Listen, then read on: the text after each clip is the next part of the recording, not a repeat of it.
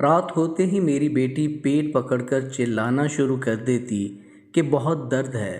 میں فوراً اسے ہسپتال لے جاتی، جہاں ڈاکٹر اسے الٹرا ساؤنڈ روم میں لے جاتا اور کچھ دیر بعد بیٹی بالکل ٹھیک ہو جاتی۔ لیکن مجھے بہت حیرت ہوتی جب ڈاکٹر ہر روز بغیر دوائی کے واپس بھیج دیتا۔ اب مجھے شک سا ہوا۔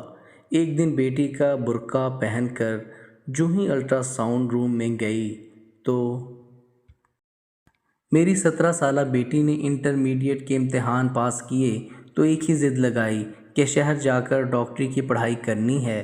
میں یہ بات سن کر پریشان ہو جاتی کہ آج کل زمانہ بھی بہت خراب ہے اور گھر سے باہر تو کبھی نہیں نکلی، سوائے اسکول اور کالج جانے کے، تو اتنے بڑے شہر میں اکیلی کیسے رہے گی؟ لیکن اکلوتی بیٹی ہونے کے ناطے مجھے اس کی ہر ضد عزیز تھی اور میں نے ٹھان لیا کہ اب بیٹی کو ڈاکٹر بنانا ہے۔ میں نے اپنے شوہر سے اس بارے میں بات کی تو میرے شوہر نے بھی بلا تردد اجازت دے دی۔ میری بیٹی بہت خوش تھی کہ اب وہ اپنے خوابوں کو پورا کرنے کے لیے شہر جائے گی، وہاں پڑھے گی اور خوابوں کو پورا کرے گی۔ شہر کی یونیورسٹی میں اس کا داخلہ کروایا اور اسے ہاسٹل میں بھیج دیا۔ میرے دل میں 100 طرح کے وسوسے تھے، لیکن پھر بھی دل بڑا کر کے اسے بھیج ہی دیا۔ پیسہ بھی بہت لگا تھا، ابھی تو آگے اور زیادہ لگنا تھا۔ میں گھر میں کافی پریشان رہنے لگی۔ اپنی بیٹی کو لے کر میرے دل میں دھڑکا سا لگا رہتا تھا کہ کہیں کچھ غلط نہ ہو جائے۔ اور پھر ایک دن رات کے وقت میری بیٹی کا فون آیا تو وہ بہت زیادہ رو رہی تھی۔ میری تو جان ہی نکل گئی اور وہ روتے ہوئے بس ایک ہی بات کی رٹ لگائے ہوئے تھی کہ اسے ہاسٹل میں نہیں رہنا، اسے گھر واپس جانا ہے۔ میری تو روح فنا ہو گئی۔ مجھے کچھ سمجھ نہ آئے کہ میں کیا کروں۔ میرا شوہر بھی کام کے سلسلے میں باہر گیا ہوا تھا اور میری بیٹی کی ہچکیاں بھی عروج پر تھیں۔ میں نے اپنی بیٹی کو تسلی دی کہ میں اسے لینے کے لیے آ رہی ہوں، بس وہ چپ کر جائے اور بتائے کہ کیا ہوا ہے، لیکن اس نے مجھے کچھ نہیں بتایا اور اتنا ہی کہا کہ اسے ہاسٹل نہیں رہنا۔ میں حد درجہ پریشان اور حیران تھی کہ آخری 2 مہینے میں ایسا کیا ہوا ہے جو میری بیٹی ہاسٹل میں اس قدر پریشان ہو گئی ہے اور واپس آنے کی ضد کر رہی ہے۔ میرے شوہر کام سے واپس لوٹے تو میں نے انہیں ساری بات بتائی۔ وہ بھی پریشان ہو گئے کیونکہ گاؤں سے اس وقت شہر جانے والی کوئی بھی گاڑی نہیں تھی۔ میں نے اپنی بیٹی کو دوبارہ فون کیا اور اس سے کہا کہ ہم تمہیں ابھی آ کر لے جائیں یا صبح؟ تو اس نے اپنی ہچکیاں دباتے ہوئے کہا کہ آپ لوگ مجھے صبح آ کر لے جائیں، اور اگلی صبح ہم دونوں میاں بیوی بیٹی کے ہاسٹل روانہ ہو گئے۔ وہاں جا کر ہم نے دیکھا تو ہماری بیٹی کی حالت بہت خراب تھی۔ وہ شدید بخار میں مبتلا تھی اور اس وقت غنودگی میں تھی۔ میں اس کے قریب بیٹھی اور اس کا کندھا ہلایا اور اس کو پکارا تو میری آواز سنتے ہی اس نے اپنی آنکھیں کھولیں اور مجھے دیکھتے ہی گلے سے لپٹ کر زاروں کے طار رونے لگی۔ اس کی حالت دیکھ کر میں اور زیادہ پریشان ہو گئی۔ اب تو مجھے یقین ہو چلا تھا کہ کچھ نہ کچھ تو ہوا ہے۔ میں نے اپنی بیٹی سے پیار سے پوچھا کہ بیٹا کیا ہوا ہے؟ تو اس نے اپنی آنکھیں نیچی کر لیں، لیکن اپنی زبان سے ایک لفظ بھی ادا نہ کیا۔ میں نے اسے بہت اصرار کیا، لیکن بس اس نے مجھے اتنا ہی کہا کہ مجھے کچھ نہیں ہوا، لیکن مجھے ہاسٹل نہیں رہنا ہے، گھر واپس جانا ہے، میرا آپ لوگوں کے بغیر یہاں دل نہیں لگتا۔ یہ بات بہت عجیب تھی کہ 4 مہینے ہاسٹل میں رہنے کے بعد میری بیٹی مجھے کہہ رہی تھی کہ اس کا ہاسٹل میں دل نہیں لگتا۔ میں نے اپنے شوہر کو کہا کہ پریشانی کی کوئی بات نہیں ہے، بچی ہے، بس ہاسٹل میں رہتے ہوئے تھوڑا گھبرا گئی ہے، کچھ دن کے لیے ہم اسے گھر لے جاتے ہیں۔ ہاسٹل انتظامیہ سے بات کرنے کے بعد ہم لوگ اپنی بیٹی کو کچھ دنوں کے لیے گھر لے آئے۔ گھر آنے کے بعد بھی اس کی حالت سنوری نہیں، بلکہ مزید بگڑتی چلی گئی۔ اس کو شدید بخار تھا اور وہ دن بدن کمزور ہوتی جا رہی تھی۔ بہت سارے ڈاکٹر سے اس کا علاج کروایا، لیکن کہیں سے بھی آرام نہیں مل رہا تھا۔ تقریباً 10 دنوں کے بعد اس کی حالت تھوڑی بہتر ہوئی تو ہم دونوں میاں بیوی کے دل کو بھی چین آیا۔ میری بیٹی بہت ہنسمکھ اور خوش اخلاق تھی، لیکن جب سے وہ بیمار ہوئی تھی ہر وقت اپنے کمرے کی لائٹ بند کر کے اندر ہی پڑی رہتی تھی۔ آج میں نے اسے دھوپ میں بیٹھنے کے لیے کہا کچھ دیر تو وہ میرے ساتھ بیٹھی رہی، لیکن اس نے کوئی بھی بات نہیں کی۔ پہلے تو وہ سارا دن مجھ سے باتیں کرتے ہوئے تھکتی نہ تھی، اور اب اس قدر خاموش ہو گئی تھی۔ اب تو مجھے جاننا تھا کہ آخر ہاسٹل میں ایسا کیا ہوا ہے جس نے میری چاند سی بیٹی کو اس قدر مرجھا کے رکھ دیا ہے۔ کچھ دنوں تک اس کی حالت بہت بہتر ہو گئی۔ اس کو صحت مند دیکھ کر ہم دونوں میاں بیوی کی خوشی کی کوئی انتہا نہ رہی۔ یہ ہماری اکلوتی بیٹی پہلے کی طرح صحت یاب ہو رہی ہے۔ مجھے یہ بھی تھا کہ اس کی پڑھائی کا بھی بہت حرج ہو رہا ہے، لیکن اس کی پڑھائی صحت سے زیادہ ضروری نہیں تھی۔ جب وہ بالکل ٹھیک ہو گئی تو میں نے اس سے کہا کہ بیٹا، اب تمہیں یونیورسٹی واپس جانا چاہیے، تمہاری پڑھائی کا بہت حرج ہو رہا ہے۔ میری بات سن کر بہت پریشان ہو گئی۔ مجھے اس کی پریشانی سمجھ نہ آئی۔ کچھ دیر کے بعد بولی کہ آپ ٹھیک کہہ رہی ہیں، مجھے واقعی واپس جانا چاہیے۔ اگلی صبح جب بھی اس کے کمرے میں گئی تو وہ تکیہ منہ پر رکھے زاروں کے تار رونے میں مشغول تھی۔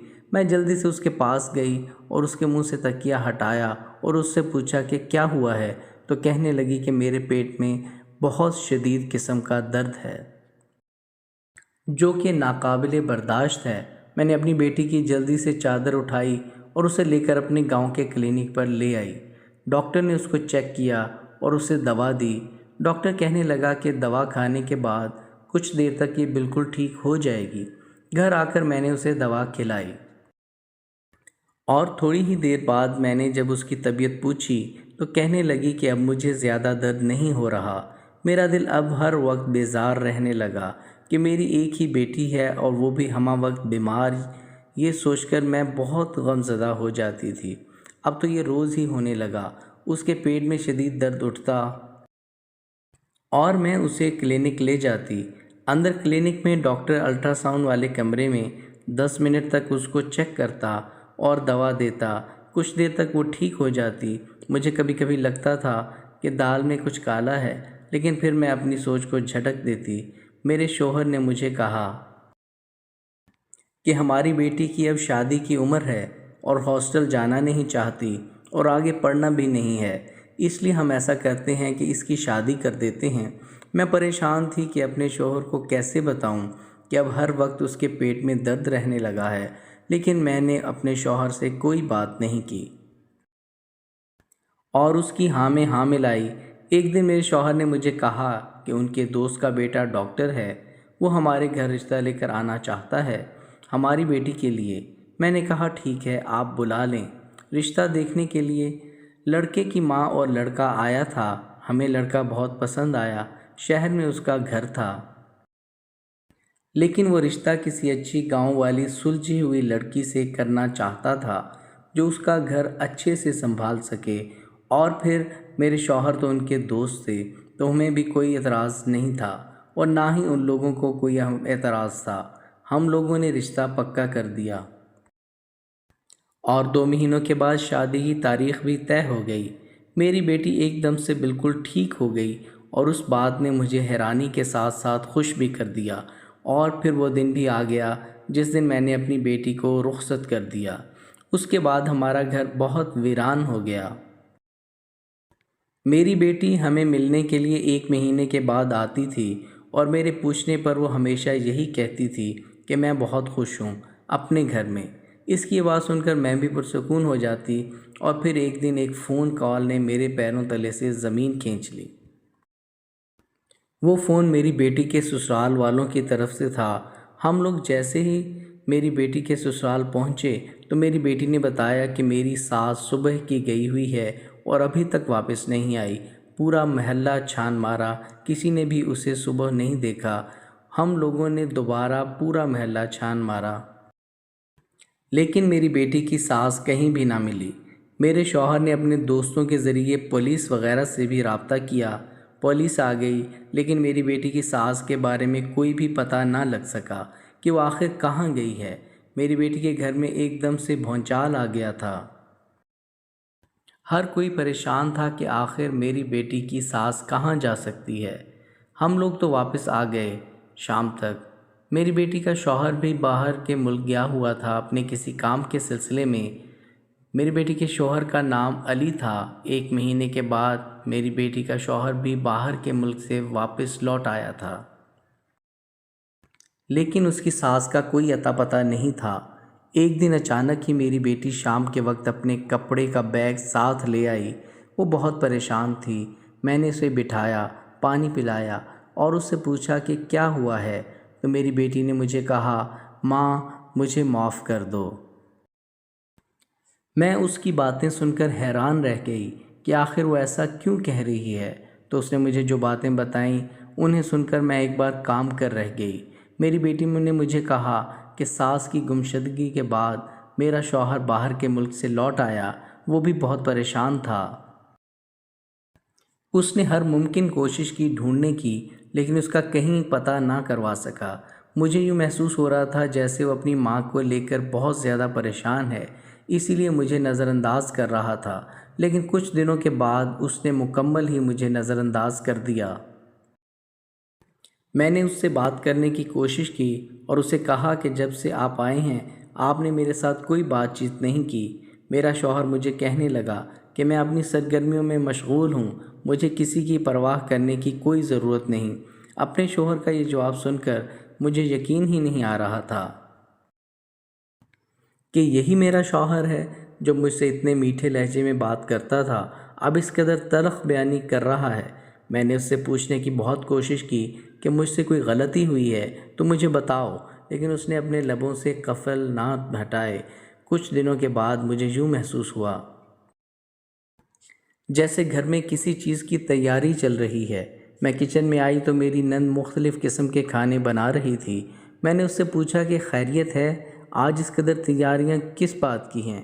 تو اس نے مجھ سے رعب جمانے والے انداز میں کہا کہ آج گھر میں مہمان آنے والے ہیں اور آپ اپنے کمرے میں ہی رہنا، نہیں تو اچھا نہ ہوگا۔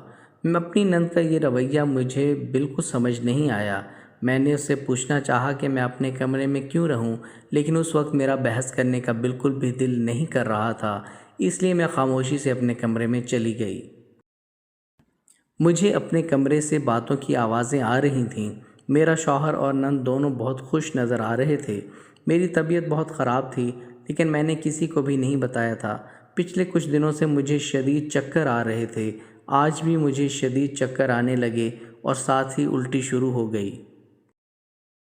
میں بے حد گھبرا گئی۔ اسی وقت میری نند میرے کمرے میں میرے شوہر کو لے کر داخل ہوئی اور اس کے منہ سے جو باتیں نکل رہی تھیں ان کو سن کر مجھے یوں لگا کہ ابھی زمین پھٹ جائے اور میں اس میں سما جاؤں۔ اپنی ذات پر لگائے جانے والے اتنے گھٹیا الزامات کو سن کر کس کا گناہ پل رہا ہے جو اس کی یہ حالت ہو رہی ہے؟ میں چکراتے سر کے ساتھ بیڈ پر بیٹھ گئی۔ میرا شوہر میرے قریب آیا اور اس نے مجھے 2 تھپڑ مارے اور مجھے کہا کہ بدذات، بتاؤ تمہارے اندر کس کا گناہ پل رہا ہے؟ میں دل میں سوچنے لگی کہ ایک ڈاکٹر ہو کر یہ ایسا کیسے کر سکتا ہے۔ میں نے پختہ ارادہ کر لیا تھا کہ میں کبھی بھی ان کو نہیں بتاؤں گی کہ میری یہ حالت کس وجہ سے ہے۔ میں تو پہلے ہی چکرا رہی تھی جس کی وجہ سے بے ہوش ہو گئی۔ مجھے جب ہوش آیا تو میں نے دیکھا کمرے میں کوئی نہیں تھا اور باہر سے مہمانوں کے بولنے کی آوازیں آ رہی تھیں۔ میں اٹھ کر دروازے تک آئی تو باہر سے آواز آئی کہ ہم یہ رشتہ پکا سمجھیں۔ مجھے سمجھ نہیں لگی کہ مجھ پر اتنے گھٹیا الزامات لگا کر کس کا رشتہ پکا کیا جا رہا ہے۔ رات کے وقت جب میرا شوہر میرے کمرے میں آیا تو میرے شوہر نے مجھے کہا کہ میں اپنے گھر جا سکتی ہوں، وہ شادی کر رہا ہے۔ میں نے اپنے شوہر کو کہا کہ اب اس گھر میں میرا جنازہ ہی نکلے گا۔ یہ سن کر وہ آگ بگولا ہو گیا اور کہنے لگا کہ جب گناہ کر رہی تھیں تب کچھ یاد نہیں آیا۔ میں ایک بار پھر خاموش ہو گئی۔ اگلے دن مجھے پتہ لگا کہ لڑکی والوں کو کسی نے کسی طرح سے پتہ لگ گیا کہ میرا شوہر شادی شدہ ہے۔ انہوں نے شادی سے انکار کر دیا۔ میرے شوہر نے مجھ سے الگ کمرے میں رہنا شروع کر دیا۔ میں پتہ لگانا چاہتی تھی کہ آخر میرے شوہر اور نند نے میرے ساتھ ایسا کیوں کیا ہے۔ یہ جاننے کے لیے میں نے سوچا کہ اس کمرے میں جا کر دیکھتی ہوں۔ رات کو میں اس کے کمرے میں سونے کے لیے گئی۔ مجھے دیکھ کر وہ ایک پل کے لیے پریشان ہو گئی تو میں نے اس سے کہا کہ مجھے اپنے کمرے میں ڈر لگ رہا ہے، اس لیے میں تمہارے کمرے میں سونے لگی ہوں اور میں جا کر آرام سے بیڈ پر لیٹ گئی۔ 5 منٹ کے بعد میں نے ہلکی سی آنکھ کھول کر دیکھا تو وہ کمرے کے درمیان میں ایک ٹاٹ بچھا کر اس کے اوپر بیٹھی ہل کر کچھ پڑھ رہی تھی، اور ایسا محسوس ہو رہا تھا جیسے اس کا ذہنی توازن بگڑ گیا ہو۔ تھوڑی دیر کے بعد وہ میرے قریب آئی۔ میرے دل میں خوف کی شدید لہر اٹھی۔ مجھے ایسے لگا جیسے ابھی وہ مجھے کچھ کر دے گی، لیکن وہ چپ چاپ اٹھ کر میرے قریب بیٹھ گئی اور اس کی باتیں سن کر میرے سر پر 7 آسمان آن گرے اور قدموں تلے سے زمین سرک گئی۔ وہ مجھے کہنے لگی کہ بھابھی، تم کتنی ڈھیٹ انسان ہو۔ میں نے ہر ممکن کوشش کر لی تمہیں گھر سے نکالنے کی، لیکن تم نکلی ہی نہیں۔ میں نے تمہیں اس گھر سے نکالنے کی کوشش کی، تمہارا شوہر تمہارا نہیں رہا، تم بالکل مکمل طور پر تنہا ہو گئی ہو۔ لیکن اگر میں خوش نہیں ہوں تو میں رہنے تمہیں بھی نہیں دوں گی۔ میں نے اتنا سب کچھ کر لیا، لیکن تم پھر بھی نہیں نکلی اس گھر سے۔ تمہارے موبائل فون سے تمہارے شوہر کو نقلی میسج بھیجے، جس سے اس کو پختہ یقین ہو گیا کہ تم اور مردوں کے ساتھ باتیں کرتی ہو، تمہارے غیر مردوں کے ساتھ تعلقات ہیں۔ پھر میں نے اپنے بھائی کی دوسری شادی کروانے کا سوچا، اس کا رشتہ بھی طے کر لیا، اور اب تمہارا سر درد اور الٹی آنا، ان سب نے میرا کام اور بھی آسان کر دیا۔ مجھے رات کو پتہ چلا کہ تمہیں کینسر ہے اور تم بہت جلد مرنے والی ہو۔ تو اب مجھے تمہیں مارنے کا کوئی ارادہ نہیں، اور جب اس بات کا پتہ میری ماں کو چلا تو وہ مجھے روکنا چاہتی تھیں۔ میری ماں چاہتی تھی کہ میرے بیٹے کا گھر خراب نہ ہو، اور پھر میں نے ہمیشہ ہمیشہ کے لیے اپنی ماں کو راستے سے ہٹا دیا۔ میں نے اپنی سگی ماں کو تمہارے لیے مار دیا، اور اس بات کا پتہ آج تک کسی کو نہیں چلا۔ تم نے بہت غلط کیا بھابھی اس گھر میں آ کر، میرے بھائی کے ساتھ شادی کر کے۔ میں اپنی دوست کے ساتھ اس کی شادی کرنا چاہتی تھی، لیکن میرے بھائی نے کہا وہ اپنی پسند کی شادی کرے گا، اور وہ تمہیں پسند کرتا تھا۔ اور کچھ سال پہلے تم اور میں ایک ہی اسکول میں پڑھتے تھے، اور تم ہمیشہ فرسٹ آتی تھیں اور میں پیچھے رہ جاتی تھی۔ تب ہی میں نے سوچ لیا تھا کہ میں تمہیں تباہ و برباد کر دوں گی، لیکن پھر تم لوگ گاؤں چلے گئے، اور اس کے بعد جب تم بیاہ کر اس گھر میں آئی، تمہیں دیکھتے ہی میں نے کہا تھا کہ اب تم نہیں بچو گی، اور دیکھو میں نے تمہیں تباہ و برباد کر دیا۔ اپنی نند کی اتنی بھیانک باتیں سن کر میں دنگ رہ گئی، پر میں خاموشی سے پڑی رہی۔ مجھے مکمل یقین ہو گیا کہ میری نند ایک سائیکو پیشنٹ ہے۔ بچپن کی باتیں مجھے تو یاد نہیں تھیں، اور اس نے تب سے ہی میرے لیے اپنے دل میں بغض پال رکھا تھا۔ اس کمرے میں آنے سے پہلے ہی میں نے سب سے پہلا کام یہ کیا کہ جس وقت میری نند میرے پاس بیڈ پر آ کر بیٹھی تھی تو میں نے آنکھ بچا کر اپنے موبائل کی واٹس ایپ ریکارڈنگ آن کر لی تھی، اور اس کی ساری باتیں اس میں ریکارڈ ہو گئیں، اور میں نے وہ ساری باتیں اپنے شوہر کو بھیج دیں۔ اپنی بیٹی کی تمام باتوں نے میرے دل کو غم سے بھر دیا۔ اس کے بعد پھر میری بیٹی کہنے لگی کہ امی جان مجھے معاف کر دیں، میں بہت بری ہوں، یوں میں نے آپ کو دھوکہ دیا، اور دیکھیں بدلے میں مجھے بھی دھوکہ ملا ہے۔ میرا شوہر مجھے کالج کے باہر ملا تھا، میں اسے پسند کرنے لگی۔ جب مجھے پتہ چلا کہ وہ شہر میں رہتا ہے تو میں نے آپ سے ضد کی کہ مجھے شہر پڑھنے جانا ہے، اور میں شہر چلی گئی اور پڑھنے کے لیے وہاں روزانہ اپنے ڈاکٹر شوہر سے ملتی رہی۔ اور پھر ایک دن اس نے مجھ سے کہا کہ وہ شادی کرنا چاہتا ہے۔ میں نے بھی ہاں کر دی۔ اب میں آگے نہیں پڑھنا چاہتی تھی، اس لیے میں نے اتنے دنوں تک بیماری کا ناٹک کیا، اور پھر جب میرے پیٹ میں درد ہوا تو کلینک جانے لگے۔ وہاں میں نے دیکھا کہ اندر کلینک میں علی بیٹھا ہے۔ وہ اپنے کسی دوست ڈاکٹر کی جگہ پر آیا تھا کچھ دن کے لیے اس کلینک میں۔ یہ سن کر میں بہت خوش ہوئی، اور پھر میں روزانہ کلینک جانے لگی۔ میں اور علی اندر روز باتیں کرتے رہتے۔ جب آپ اندر آتی تو چیک اپ کا بہانہ کر لیتے، اور پھر جب آپ کو شک ہونے لگا مجھ پر تو علی نے کہا کہ میں اب نہ آیا کروں کلینک۔ اور ایک دن جب آپ میرا برقع اوڑھ کر چلی گئی تھیں، اس دن بھی علی اندر نہیں تھا، تو آپ کو کچھ پتہ نہیں چل سکا۔ جب علی نے رشتہ بھیجا تو میں ہر بیماری بھول گئی اور شادی کی خوشیوں میں مصروف ہو گئی۔ کچھ عرصہ بعد میرے سر میں شدید درد اٹھا، اور پیٹ میں بھی۔ مجھے پتہ چلا کہ مجھے کینسر ہے۔ تب علی کام کے سلسلے میں باہر گیا ہوا تھا۔ جب واپس آیا تو میں اسے بتانا چاہتی تھی، اس کے رویے کی وجہ سے بتا نہ سکی۔ لیکن امی دیکھیں نا، میری خوشیوں کی عمر کتنی چھوٹی تھی۔ رات کو مجھے پتہ چلا کہ میری نند نے میرے ساتھ حسد کی آڑ میں یہ سب کیا، اور میرے شوہر نے میرا اعتبار نہیں کیا۔ اب میں اس گھر میں کبھی نہیں جاؤں گی۔ میری بیٹی کی باتیں میرا دل چیر رہی تھیں۔ میں نے اسے اپنے سینے سے لگایا اور اس کے ابا کو چیدہ چیدہ باتیں بتائیں۔ اور پھر میری بیٹی کی نند کو پولیس پکڑ کر لے گئی جیل میں۔ اس کا انجام بھیانک ہوا۔ وہ سائیکو تو پہلے ہی تھی، دماغی طور پر اور اب جسمانی طور پر بھی مفلوج ہو کر رہ گئی، اور اب میری بیٹی ایک خوش و خرم زندگی گزار رہی ہے اپنے گھر میں۔